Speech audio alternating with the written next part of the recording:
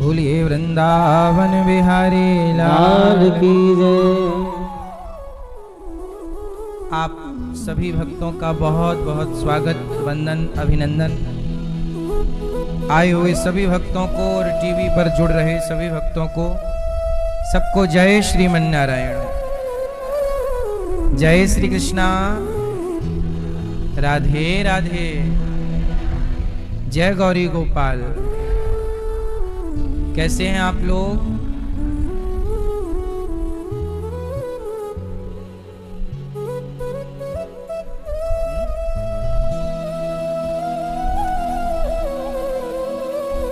आप सबका बहुत बहुत स्वागत, वंदन, अभिनंदन।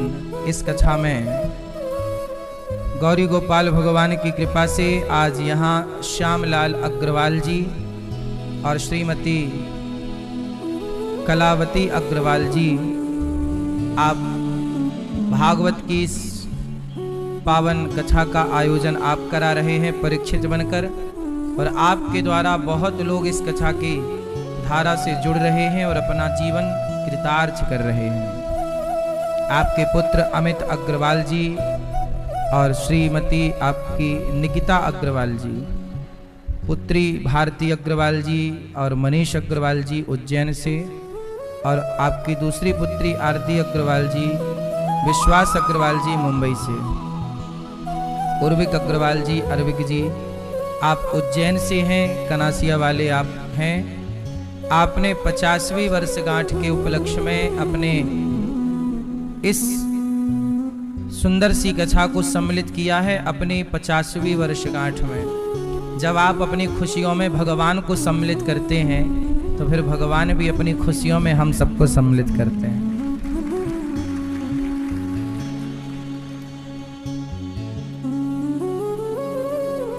इस कथा का पुण्य हमारे यजमान परिवार को तो मिलेगा, पर कल आपने बताया कि आपकी पुत्री आरती अग्रवाल जी ने आपको ये प्रेरणा दी कि भागवत हो, यही था, तो इसका पुण्य इन्हें भी मिलेगा। क्योंकि जो व्यक्ति, जिसकी प्रेरणा से व्यक्ति भगवान से जुड़े, जैसे आपने किसी गलत व्यक्ति को सही रास्ता दिखाया, तो वो आपके कारण सही रास्ते पे चला, तो उसके जीवन में जो पुण्य होगा वह पुण्य का दशांश उस व्यक्ति को मिलेगा जिसकी प्रेरणा से उसने सही रास्ता चुना है। ईश्वर की अदालत में भी कमीशन है। आप किसी को भक्ति से जोड़िए, सही रास्ते से जोड़िए, आपको उसका पुण्य का कमीशन मिलता रहेगा। इसलिए एक शराबी 4 को शराबी बना देता है, एक बिगड़ा 4 को बिगाड़ सकता है, तो एक सुधरा हुआ 4 को सुधार क्यों नहीं सकता? तो जीवन में यही संकल्प लेना चाहिए कि आप अच्छे रहें, औरों को भी आप अच्छा करने की, होने की प्रेरणा देते रहें। मुझे लगता है सबसे बड़ा उपकार यही है, किसी का मार्गदर्शन कर देना, किसी को सही रास्ता दिखा देना। हमारे शास्त्र गीता क्या करती है? गीता भी तो मार्ग ही दिखाती है। भगवान कृष्ण ने भी अर्जुन को क्या किया? मार्ग ही दिखाया। ऋषि मुनि क्या करते हैं? सुखदेव जी ने परीक्षित जी को मार्ग ही तो दिखाया। मार्गदर्शन ही आपके जीवन में बदलाव। इसलिए कहते हैं कि जीवन को बदलना है तो फिर अपने आप को गुरुजनों के आश्रित कर दीजिए। परीक्षित जी ने अपने आप को सुखदेव जी के हवाले कर दिया। 7 दिन में मरना है, गुरुदेव क्या करूं? सुखदेव जी ने भागवत सुनाई और 7 दिन में ही मोक्ष का अधिकारी बना दिया परीक्षित जी को। यह है समर्पण से मिला हुआ प्रतिफल। कल आप लोगों ने सुना कि ध्रुव जी ने तपस्या की, माँ ने घर से निकाल दिया, सौतेली माँ ने, और तपस्या करके ध्रुव जी ने भगवान को पा लिया। भगवान को पाने की कोई उम्र नहीं होती। भगवान की भक्ति, अच्छे काम लड़कपन से स्टार्ट किए जाएं तो बहुत अच्छा है। अच्छा रास्ता शुरू से ही मिल जाए सबको। शुरू में नहीं मिला, यदि देखो शुरू के 15 और 18 साल यदि बर्बाद हुए तो फिर आने वाले पूरे साल बर्बाद होंगे। भाई बच्चा बिगड़ता कब है? बच्चों के बनने या बिगड़ने की सही उम्र क्या है? 16 साल से लेकर के 20 साल 25 साल, यही उम्र है कुछ बन जाने की और यही उम्र है बिगड़ जाने की। 15 साल मान लो, ठीक ठीक आप जोड़ लो, 15 साल से 25 साल है ना, टोटल बीच के 10 साल हैं। इन 10 सालों में ही आपको बनना भी है और इन्हीं 10 सालों में बिगड़ना भी है। इन्हीं 10 सालों में ये प्राइम टाइम है। आजकल माँ बाप, मैं आप सबसे हाथ जोड़ के प्रार्थना करूं कि जैसे ही बेटा और बेटी 15 साल की हो जाए या हो जाए, बेटा या बेटी दोनों के लिए, तो तुरंत माता पिता और सजग हो जाइए। 15 साल से पूरी नजर, पूरा ध्यान बच्चों पे रखिए। 25 साल तक रखिए, आगे भी, पर यही टाइम है। यहीं से बच्चा हाथ से जाएगा या हाथ में आएगा। और पहले से छोटी उम्र से ठीक ठीक बातें बताते रहो, संस्कार देते रहो। ध्रुव जी की मां कितनी अच्छी हैं। जब ध्रुव जी का अपमान हुआ उस समय ध्रुव जी कोई गलत निर्णय ले सकते थे कि मेरा अपमान हुआ मैं ये करूंगा, पर मां ने मोटिवेट किया। बेटा, बच्चे की सही गुरु कौन है? बेटे की सही गुरु है उसकी माता। बच्चे की सही गुरु कौन है? माता ही पहली गुरु है, मां ही पहली गुरु है। मां की जगह कोई नहीं ले सकता। मां केवल मां ही मां है। पिता कभी मां नहीं हो सकता, लेकिन मां पिता हो सकती है। सही है? एक मां ऐसी है जो मां भी हो सकती है, मां तो है ही, पर वो बाप की भूमिका भी निभा सकती है। लेकिन पिता सारी जिंदगी पिता ही रहेगा, वो मां की कमी पूरी नहीं कर सकता। इसलिए मां को भगवान कहा गया है, इसलिए पहले नंबर पे मां को रखा गया, दूसरे पे बाप को। त्वमेव माता च पिता त्वमेव। अभी आपने देखा जबलपुर बरगी डैम में एक क्रूज डूब गया, उसमें एक मां ने अपने बच्चे को छोड़ा नहीं। मां ने सुरक्षा जैकेट पहनी थी, मां चाहती तो बच जाती, बच्चे को छोड़ देती तो अपना बच जाती, पर उसने बच्चे को नहीं छोड़ा, क्योंकि बच्चे के वजन के कारण वो डूब गई। अच्छा, वो उस पानी में डूबते हुए में वो अपनी उतारे को उसे भी नहीं पहना सकती, तो वो डूब गई। मां डूबी, वो बच्चा डूबा, तो मां ने उसे छोड़ा नहीं कि इसे छोड़ के मैं अपने को बचा लूं, नहीं, बच्चा डूब रहा है तो फिर मैं भी ही डूबूंगी। और वो बेचारी डूब गई, और मरने के बाद भी उसने अपने बच्चे को कस के पकड़ा था। सोचिए, वो मर चुकी थी पर उसकी पकड़ में बच्चा था। सोचिए, इतने पानी में गहरे में डूबी, लेकिन उसने बच्चे को मरने के बाद भी नहीं छोड़ा। जब लाश मिली तो दोनों की एक साथ मिली, वरना मरने के बाद तो व्यक्ति अचेत हो जाता है, कौन कहाँ है। लेकिन मां मां होती है, ऐसे ही मां को भगवान नहीं कहते। ये उदाहरण देख लीजिए कि मां मां होती है। बच्चे के लिए वह आग में कूद जाए, वह पानी में डूब जाए, लेकिन वही बच्चे बड़े होकर देखो जब मां को घर से निकालते हैं तो कितना कष्ट होता है। इसलिए अपनी मां की सदा इज्जत कीजिएगा। जब आप छोटे थे, जब आप गोद में थे, तो मां आपसे कितना प्यार आज भी करती है, ये आपको नहीं पता। मां पहली गुरु है बच्चे की, और गुरु का फर्ज है कि अपने बच्चे को, इसलिए मैं सरकार से निवेदन करता हूं। कुछ समय पहले वृंदावन में भी एक नाव का हादसा हुआ था, कुछ लोग यहां भी डूब गए थे यमुना जी में, और आए दिन किसी नदी में, तालाब में ये घटनाएं सुनने को मिलती हैं। मेरे पास एक उपाय है, ये घटनाएं होंगी ही नहीं। कहो तो बताऊं। उपाय ये है कि जैसे बच्चों को आप स्कूल में पढ़ाते हैं, इतने सारे पीरियड होते हैं, तो मैं निवेदन करूंगा सरकार से कि स्कूलों में ही बच्चों को क्लासों में इतना कुछ पढ़ाते हैं, इतने सब्जेक्ट हैं, तो स्विमिंग का एक सब्जेक्ट और जोड़ दिया जाए और बच्चों को स्कूल में ही तैरना सिखाया जाए। क्या सिखाया जाए? हर स्त्री को तैरना आना चाहिए, हर पुरुष को तैरना आना चाहिए।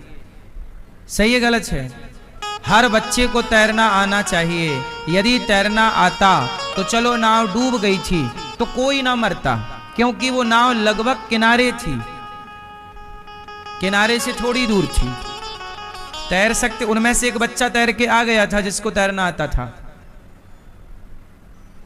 यदि तैरना आता, आपने सब कुछ सीखा पर तैरना नहीं सीखा, पार जाना नहीं सीखा, तो क्या सीखा? इसलिए ये हादसा हमारे भारत में हर शहर में हर जगह एक नदी है, एक तालाब है। हम लोग तो पानी से घिरे हुए हैं। हमारे सारे तीर्थ स्थल नदियों के किनारे हैं। बोलो हाँ। और तीर्थों में नहाने जाओ तो नदी में ही नहाना होता है। तैरना सबको आना चाहिए। सही है गलत है? तैरना सबको आना चाहिए। नाव डूब भी जाए तो कोई फर्क नहीं, अपना कूद के पार लग जाओ। और आप थोड़ा तैर भी लेंगे, थोड़ा चलो तैरना इतना तो आए कि कम से कम पानी के ऊपर आप बने रहें। इतनी देर में कोई सुरक्षा करने वाला पहुंच ही जाएगा। कोई लंबी तैराकी नहीं आती, चलो पानी में बने तो रहो, ऊपर डूबो तो ना। आत्मरक्षा, आत्मरक्षा सबसे बड़ा धर्म है। अपने को बचाओ। इसलिए आपने बच्चों को ये डिग्री दी, वो डिग्री दी, ये पढ़ाया, वो पढ़ाया, तैरना तो सिखाया नहीं। इसलिए पहले भी मैं ये बात बता चुका हूं कई बार, हर बच्चे को तैरना आना चाहिए। पहले ऐसा था, हमारे घर के सामने तालाब था, हमें किसी ने तैरना नहीं सिखाया, हमें पता ही नहीं हम कब तैरना सीख गए।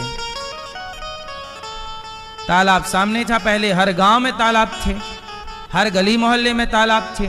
सबको, पुराने लोगों को, अधिकतर लोगों को तैरना आता है, जितने भी पुराने, क्योंकि सबका काम नदी से, पहले नल नहीं होते थे, नदी का पानी पीने के लिए होता था, तालाब का पानी पीने के लिए होता था। सबको पानी से काम था तो तैरना सब जानते थे। अब पानी से किसी को काम नहीं है इस तरह का, तैरना नहीं जानते। हम लोगों को पता ही नहीं लगा हम लोग कब सीख गए तैरना। हमें तैरना आता है और बचपन से तैर रहे हैं। आप लोगों को अपने बच्चों के प्रति ये जिम्मेदारी रखनी चाहिए।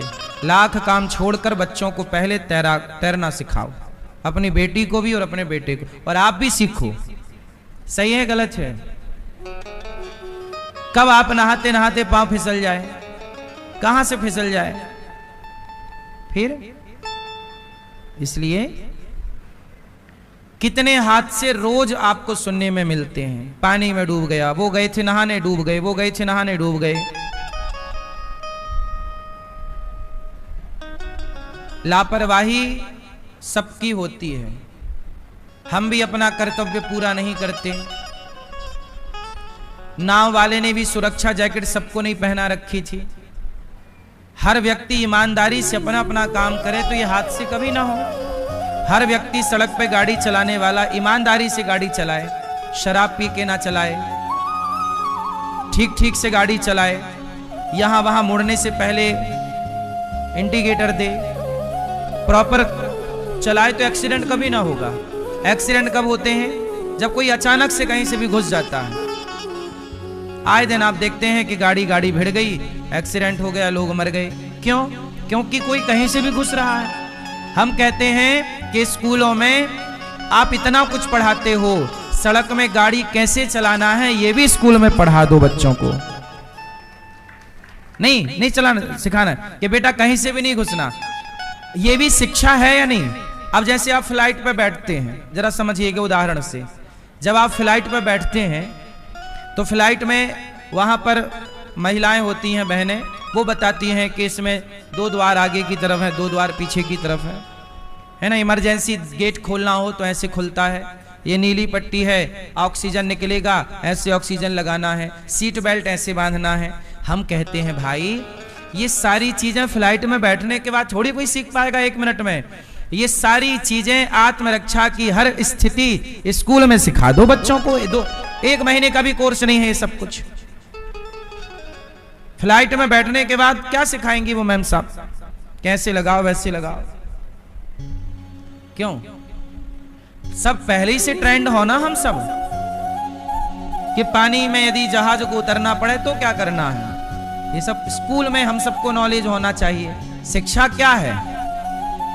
2 और 2 4 पढ़ा देना, यही शिक्षा नहीं है। हर परिस्थिति में कैसे अपने को बचाए रखना। मैं एक बार बोल चुका हूं, जैसे हमारे केदारनाथ में एक बार हादसा हुआ था 2012 की 2012-13 में क्या हुआ, आपदा आई थी। वो नहीं आई, सुनामी आ गई, क्या आ गई, बादल फट गए, पानी पानी, कितने लोग बह गए, कितने लोग जंगलों में भाग गए, बच्चे, माँ बाप, हफ्तों तक लोग जंगल में भटकते रहे। सुना कि नहीं? ये सब सुना होगा। अच्छा ये बताइए, उस समय यदि मैं होता या आप होते तो हम भी जंगल में भटक रहे होते। उस समय जंगल में कैसे जिया जाता है? जंगल में यदि आप फंस जाएं तो आप कैसे सरवाइव करेंगे, कैसे रहेंगे? क्या ये कला जीने की हम सबको नहीं सीखनी चाहिए? भाई मुसीबत बता के तो आएगी नहीं कि मैं आ रही हूं। कब कौन कहां मुसीबत पे पड़ जाए, किस मुसीबत पे पड़ जाए। अब जैसे युद्ध की स्थितियां हैं दुनिया भर में, तो देश लोग बताते हैं कि भाई जब कोई भी बम पटका जाए तो आपको छिपना कहां है, कैसे छिपना है। आपके कमरे में यदि बेड है, पलंग है, तो पलंग के नीचे छिप जाना है ताकि आप सुरक्षित रहें। सीढ़ियां हैं तो सीढ़ियों के किनारे, नीचे सीढ़ियों के नीचे छिप जाना। ये सब बताया जाता है। कब बताया जाता है? जब बम फेंके जाने लगे। हम कहते हैं हर चीज स्कूल में क्यों नहीं पढ़ाई जाए।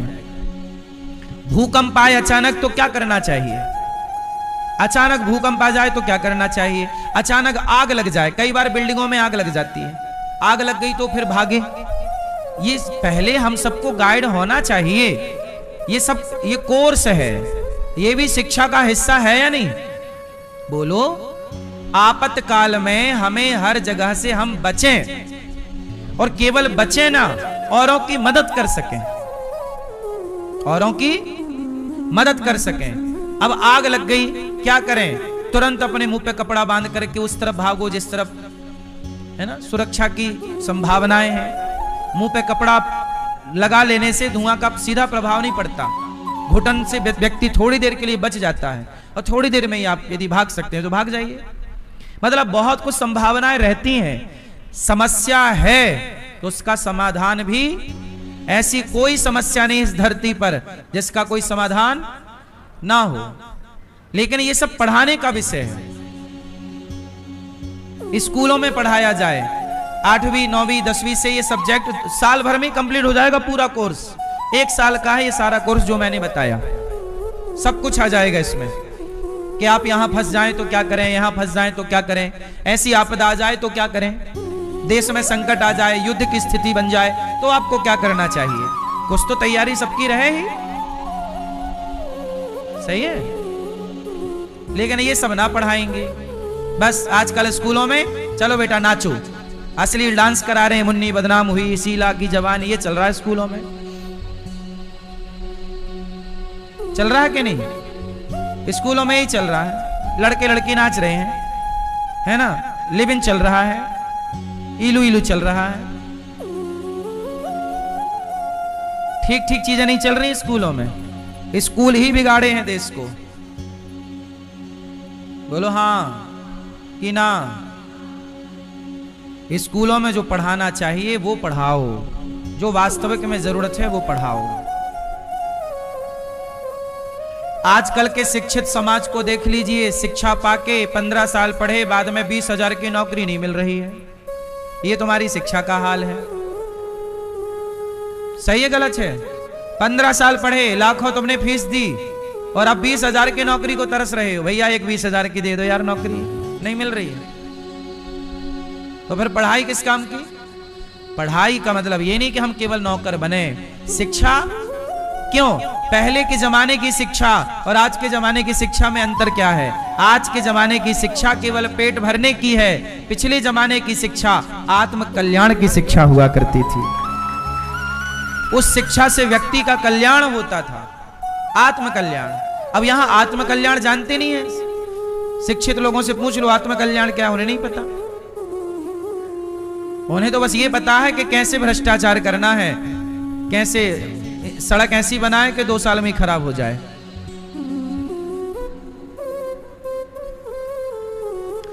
कल भैया बता रहे थे उज्जैन में एक सड़क है जो 25 साल से खराब नहीं हुई, तो जिस ठेकेदार ने सड़क बनाई उसको दोबारा सरकार ने ठेका ही नहीं दिया कि तूने इतनी बढ़िया सड़क क्यों बना दी भाई साहब। और जब वो नहीं खराब हुई तो फिर जेसीबी से खोद दी उसको, हाँ खोद, क्योंकि एक बार ये बन जाएगी सड़क, 25 साल चलेगी तो दोबारा पैसा नहीं मिलेगा ना, और बार बार बनती रहेगी तो उसके नाम का बार बार पैसा मिलता रहेगा और नेताओं की, अफसरों का जेब भरता रहे, कमीशन सबका रहता है कि हम आपको ठेका देंगे सड़क बनाने का तो आप मुझे 20% देंगे, है ना। ये सब ठेका में सब कमीशन खोरी चलती है। इतनी बढ़िया सड़क बनाई कि फिर उसको दोबारा काम ही नहीं दिया। ये है भारत। फिर उसे खोद दिया जैसे तैसे, चलो भाई नहीं खराब हो रही है तो खोदो, बहाना बना दिया, ये लाइन डालनी है वो लाइन डाल दिया। उज्जैन की सड़क है ना ये, उज्जैन में एक सड़क है जो 25 साल से खराब नहीं हुई, टूटी नहीं, कुछ नहीं हुआ। तो नेता अधिकारी परेशान हो गए, खराब क्यों नहीं हो रही है? क्योंकि उसके नाम का कोई निकल नहीं रहा है, टेंडर निकालो है तो पैसा मिलेगा। तो ये बाहर यहाँ लोग अपना हित देख रहे हैं देश में, राष्ट्र हित के लिए यहाँ नेता नहीं सोच रहे हैं। सही है गलत है? फिर इसलिए कहता हूं कि शिक्षा से कल्याण होता है, आत्म कल्याण, सबका कल्याण। सर्वे भवन्तु सुखिनः। शिक्षा का अर्थ क्या है? सर्वे भवन्तु, जो सबको सुख पहुंचाए, वो शिक्षा है। आपकी शिक्षा से आपने अपना पेट भर लिया, यही तो किया आपने। लेकिन एक बात बताओ, कुत्ता तो शिक्षित नहीं है लेकिन कुत्ता भी तो अपना पेट भर रहा है। पक्षी तो शिक्षित नहीं है पर वो भी तो अपने बच्चों का पेट भर रहा है या रही है। तो अपने ही बच्चों का पेट भर लेना ये कोई बड़ी बात तो नहीं है। तो हर योनि में चल रहा है। सुअरी भी अपने बच्चों का पेट भर रही है। शिक्षा का मतलब है अपने बारे में सोचना, ये शिक्षित नहीं है। जो सबके बारे में सोचना स्टार्ट कर दे वही ना शिक्षित समाज है। अपने बारे में तो बिना पढ़ा आदमी सोच ही रहा। चिड़िया कौन से पढ़े आई? चिड़िया नहीं पढ़ी पर डबल स्टोरी घोंसला बनाती है। चिड़िया कहां पढ़ी है बताइए? कौन सी इंजीनियरिंग कर ली उसने? डबल स्टोरी घोंसला बनाती है कि नहीं? बोलो हाँ। तो परमात्मा ने पेट भरने की और जिंदगी जीने की कला तो चिड़िया को भी सिखाकर भेजा है। तुम्हारे बच्चे को तैरना सिखाना पड़ता है, मछली के बच्चे को तैरना नहीं सिखाना पड़ता। ईश्वर ने तैरने की कला उसे बचपन से सिखा रखी है। परमात्मा को फिक्र है कि किसे क्या चाहिए। बोलो हाँ। परमात्मा को सबकी फिक्र है। घोंसला कैसे बनेगा? परमात्मा ने उस चिड़िया को टैलेंट दिया कि नहीं घोंसला बना? वो तिनके लाती है, वो तिनके को सिलती है। एक तिनके को यूं डालेगी फिर यूं, जैसे आप सिलाई सुई धागे से नहीं सिलते कपड़ा, ऐसे वो घोंसले को सिलती है। ये कला है या नहीं? और ये कला उसने कौन सी यूनिवर्सिटी में पाली? ईश्वर ने सबको टैलेंट दिया है। ईश्वर ने जीना सबको सिखाया है। जीने की कला सबको आती है। चूहा कितना सा होता है पर चूहा भी, चूहा दोनों मिलके अपने लिए घर बना लेते हैं। बोलो हाँ। खोद लेते हैं, उन्हें पता है कि हमें इस घर में रहना है। तो घर बनाने की कला तो चूहे को भी आती है। सही है गलत है? एक छोटी सी वो छत्ता नहीं देखा आपने? जैसे मधुमक्खी का छत्ता होता है, मधुमक्खी की तरह एक बर्री होती है ना, वो पीले कलर की ततैया बरैया, वो भी अपना घर बनाती है। कितना बढ़िया छत्ता बनाती है और उसमें खंड खंड बनाएगी। उसके एक खंड में उसके बच्चे, दूसरे वाले में दूसरे के बच्चे, सब एक साथ रहती हैं। किस मटेरियल से बनाती है आज तक किसी को नहीं पता। बोलो हाँ। और वो सर्दी गर्मी सब सहता है, बारिश में भी खराब नहीं होता, वाटर प्रूफ है। सही है गलत है? मतलब ततैया इतनी सी है, लेकिन जीने की कला ईश्वर ने उसको भी सिखाई है। फिर 84 लाख योनियों में सबको भगवान पे भरोसा है। एक चिड़िया से किसी ने कहा, ए चिड़िया तू आ गई है, अभी तो शाम को 4 बजा है, जाना तू कल के लिए दाना इकट्ठा कर ले। आ गई घोंसले में और दाना ले आती, कल का गुजारा होता, कल थोड़ा संग्रह किया कर, कल के लिए जोड़ा कर। चिड़िया बोली, पागल हो, जिस परमात्मा ने आज का दिन दिखाया है, जब वो परमात्मा कल का दिन दिखाएगा तो पेट भरने की व्यवस्था कल वही करेगा। हम कल की चिंता आज क्यों करें? 84 लाख योनियों में बताइए कल की चिंता किसे है? किसी को नहीं, केवल आदमी इंसानों को है। और इंसान कल के चक्कर में मर रहा है आज। ये नहीं कि आज जिए, इसलिए वर्तमान में जीना चाहिए। कल जो होगा होगा, कल किसने देखा है? आज को हम खोएं क्यों? और जिन घड़ियों में हंस सकते हैं उन घड़ियों में रोएं क्यों? गाए जा मस्ती के तराने, गाए जा मस्ती के तराने, ठंडी आहें भरना क्या? अरे मौत आएगी तो मर भी लेंगे, मौत से पहले मरना क्या? जिंदगी बिंदास जीनी चाहिए। कल आएगा, ठीक है, आएगा तो कल देखें। कल की चिंता आज क्यों? आप लोग सोचते बहुत हैं, कल क्या होगा महाराज जी, कल क्या होगा, बेटी बड़ी हो गई है, विवाह करना है, क्या होगा, क्या होगा के चक्कर में आज ही गुमसुम रह रहा है। कल की चिंता में आज का दिन तुम्हारा बिगड़ रहा है कि नहीं? आज तो जी ले भैया, आज तो हंस ले, आज तो बात कर ले, जब कल आएगा तो देखेंगे। कल की प्लानिंग करनी चाहिए।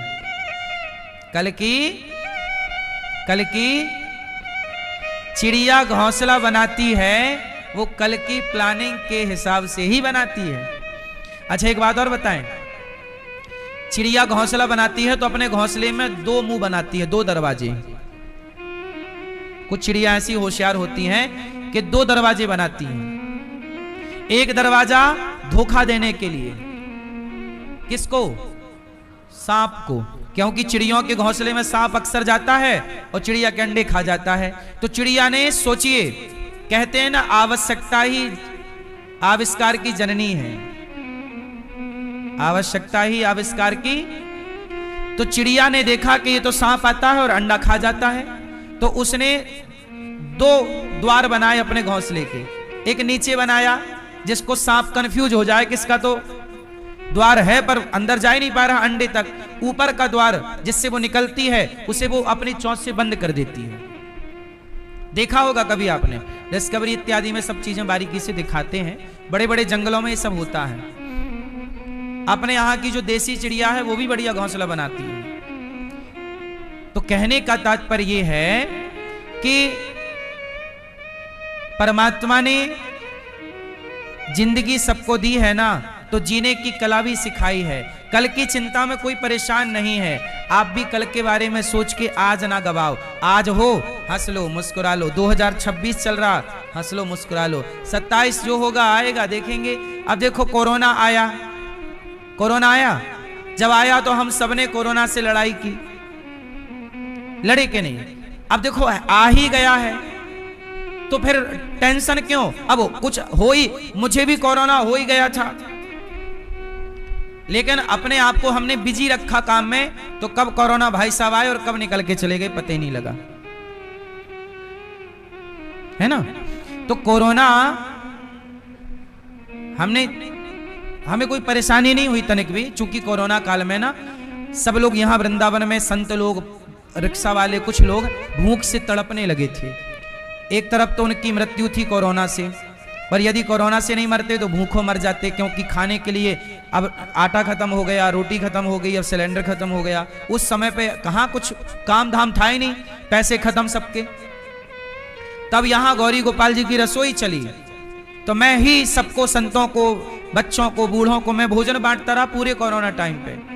लोग मेरे से बोले आपको हो जाएगा कोरोना, भीड़ भाड़ में, उस समय भीड़ भाड़ में रहना ठीक नहीं था, तो मैं भीड़ भाड़ में तो नहीं था, लेकिन भोजन तो सबको देना था, और देते लेते कहीं ना कहीं वो चीजें आ ही जाती हैं। तो कोरोना लगभग आया, और उस परिस्थिति से हम लोग डरे नहीं।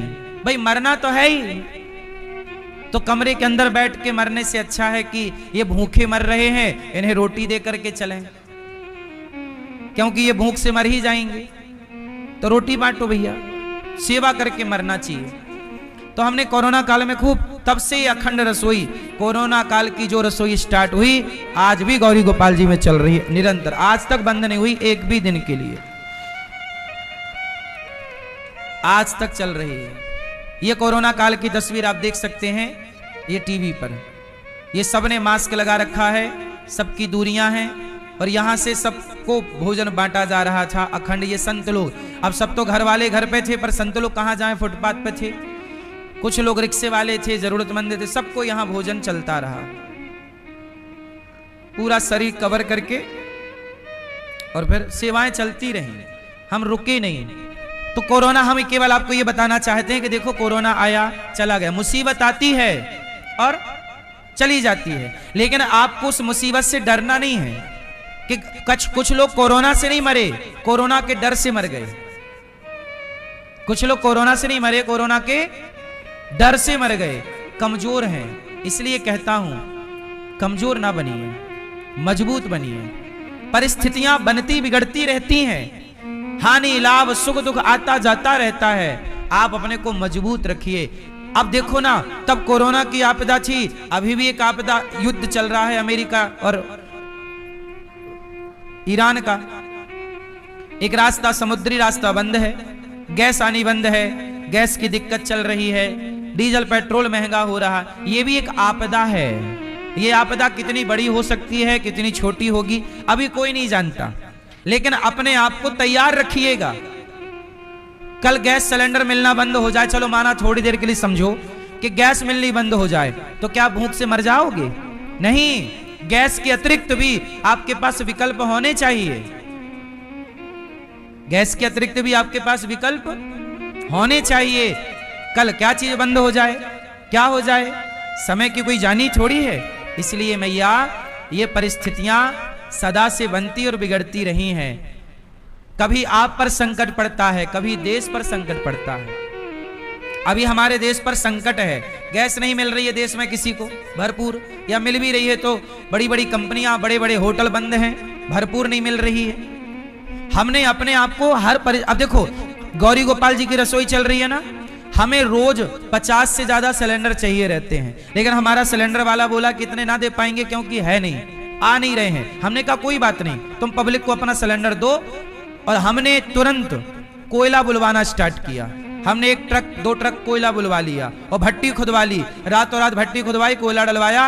अब कोयले से हमारे यहाँ रोटी और चावल और दाल सब्जी सब पक रही है। अब हमें गैस की कोई जरूरत नहीं है, हमें गैस की कोई जरूरत नहीं, बिना गैस के हमारा गुजारा है। हमने तुरंत अपने आप को तुरंत चेंज कर लिया। समय के साथ हम क्या हो गए, बदल गए। भाई नहीं बदलते तो रोते ना, फिर रोते कि भाई नहीं मिल रहा है। इसलिए समय, इसमें सरकारों की भी गलती नहीं, आ ही नहीं रही है गैस, तो कहां से कोई दे देगा। ये देश पर आपदा है, ये देश का संकट है, ये व्यक्ति विशेष का संकट, ये हमारा और आपका संकट नहीं, ये संपूर्ण देश का संकट। और इस देश के संकट में हम सब लोगों को देश के साथ रहना चाहिए, एक दूसरे का सपोर्ट करना चाहिए, एक दूसरे का साथ देना चाहिए। मैंने सारे सिलेंडर छोड़ दिए कि भाई तुम घर घर पहुंचाओ, क्योंकि घरों में कमी नहीं होनी चाहिए। गौरी गोपाल जी की रसोई तो भगवत कृपा से कोयले से चल ही रही है। तो देखो हम समय के साथ जीना सीख लिए हैं, समय के साथ रहते हैं, समय के साथ जीते हैं। कोई भी मुसीबत आ जाए, वो मुसीबत हमें परेशान नहीं कर सकती। हम हर संकट में रहने की ताकत रखते हैं, हर परिस्थिति में। माता सीता को क्या पता था कि कल कुल्हाड़ी लेके मुझे जंगल की लकड़ी काटनी पड़ेगी, पर माता सीता जब जंगल गईं, वनवास हुआ, प्रजा के कहने से जब कलंक लगाया गया और सीता मैया वनवास गई तो हाथ में कुल्हाड़ी लेके जंगल की सूखी लकड़ी काटी कि नहीं? पता नहीं कल क्या आपको करना पड़े। समय कब बदल जाए, किसका बदल जाए, समय किसी के बाप की बफौती नहीं है। सदा समय अच्छा ही रहेगा, इसकी गारंटी कौन लेगा? समय आता है और जाता है। समय समय समय पर होता है, समय समय की बात। राम जन्म का दिन बड़ा, कृष्ण जन्म की रात। पुरुष बली नहीं होता है, इंसान बलवान नहीं होता। व्यक्ति बलवान, आप क्या कहते हैं? मैं बलवान हूं, मेरे पास पावर है। साहब तुम कर लो घमंड अपने पावर का, अपने पद का, अपने पराक्रम का, पर सुनो ये सदा ना रहेगा तुम्हारा बल। रावण का बल रावण के पास सदा ना रहा। वह रावण बलवान, रावण भी निर्बल हो गया। पुरुष बली नहीं होता है, समय होत बलवान। सबसे बलवान कौन है? सबसे बलवान समय होत बलवान। भीलन गोपी लूट लई। अर्जुन महाभारत जीत गए थे, बड़े बड़े योद्धाओं को हरा दिया, पर वही अर्जुन जंगल के कोल भीलों से हार गए थे। अर्जुन किससे हार गए? जब भगवान कृष्ण अपनी लीला पूरी करके गए 125 साल की, तब भगवान की पत्नियों को लेकर के अर्जुन हस्तिनापुर की ओर आए, तो रास्ते में जंगल के कोल भीलों ने अर्जुन को युद्ध में हरा दिया। जीतने वाले, महाभारत जीतने वाले जंगल के भीलों से हार गए। समय कब जिताए, कब हराए, कहां ले जाकर खड़ा करे, कहां से लाकर गिरा दे। घमंड ना करना अपने समय का, अपनी दौलत का, अपने पद का। बड़े बड़े पद वाले, बड़े बड़े घमंड वाले एक ही द्वार से गुजरते हैं। बोलो हां। समय किसे ना, बताइए, समय सबको हरा देता है। समय समय समय पर होता है, इसलिए कहता हूं अपने समय का सदुपयोग करिए। आज समय अच्छा है, अच्छे काम कर लो, घमंड ना करो। पैसा है तो बिगाड़ो ना, शराब में, गलत कामों में ना खर्च करो। आज पैसा है, बिजनेस में लगा दो, व्यापार में लगा दो, अपने लिए घर खरीद लो। पैसा सही जगह लगाना चाहिए, क्योंकि आज है कल रहेगा कि नहीं। आज आप इतना कमाते हो, कल कितना कमाओगे। आज है तो घर खरीद लो, दुकान खरीद लो, बिजनेस स्टार्ट कर लो, कुछ काम शुरू कर लो। आज है तो कर लो।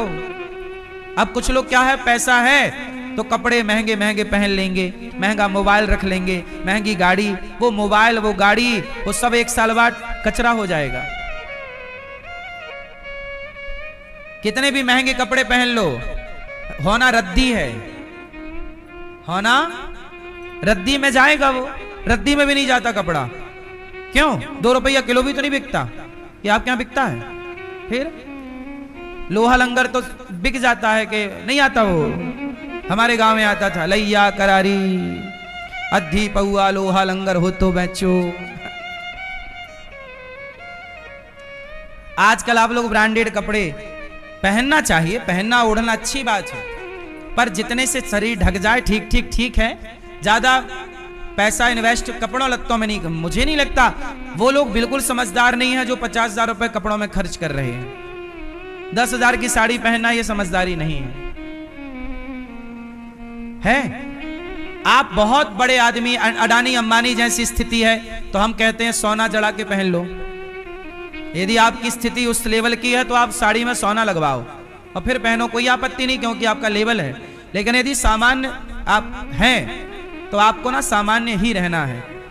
पैसे 10,000 की साड़ी नहीं, आप वो पैसा अपने चीजों में इन्वेस्ट कर सकते हैं। घर ले लो, खेत ले लो, क्यों? बिजनेस को खड़ा कर लो, व्यापार को खड़ा कर लो, फैक्ट्री बना लो। ठीक ठीक समझ। एक भी रुपए मुझे लगता है वेस्ट नहीं होना चाहिए, बर्बाद नहीं होना चाहिए, आपका भी, किसी का भी। मैं तो सही आपको सलाह देता रहता हूं, है ना। ज्यादा पैसा आया है, सोना ही खरीद के रख लो, बढ़ जाएगा, संकट पे काम आ जाएगा। ओ मैया, तुम सोने में खरीदती क्या हो? हार।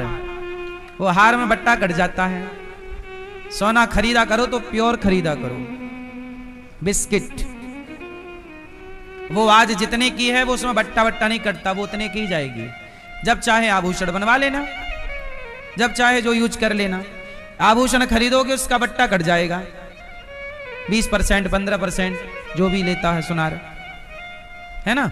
पर प्योर गोल्ड है तो उसका नहीं कटे। मतलब ये इन्वेस्ट, मैं आपको बता रहा हूं कि जो तुम पुड़िया खा के ना फेंक देते हो, उससे बढ़िया है कि सही यूज होना चाहिए। जो व्यक्ति समय का उपयोग कर लेता है वो सुखी है, आज भी कल भी। और जो कुछ लोग पैसा पाके हैंग हो जाते हैं।